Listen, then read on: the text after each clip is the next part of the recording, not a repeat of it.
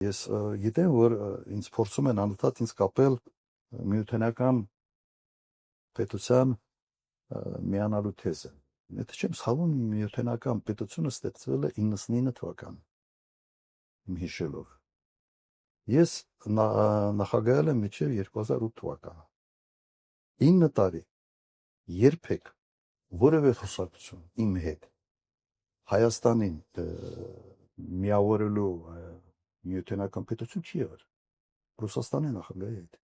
Ոչ Ելցինի հետ ժամանակին որ ստացվել է, ոչ Պուտինի հետ։ Փորձերը չի եղել։ Ոչ էլ Լուկաշենկոն երբևէ խոսած։ Նույնիսկ մեծ հարց է, եթե մենք այդ հարցը դնեինք, իրենք մեզ հալա նախապայմաններ կդնեին, թե ոչ։ Ըստ տպավորությունը այնպեսին է, որ սենց կաղնած սպասում են, թե երբ կկլանեն Հայաստան այդ միության մեջ։ Ես ձեզ անկեղծությամբ ասում եմ, երբևէ այդ խոսակցությունը իմ հետ չեն ունեցել։ Ես ուզում եմ ուղղակի այդ բանը, այդ ստերեոտիպը մենք ճիշտ հասկանանք, չկա այդպիսի բան։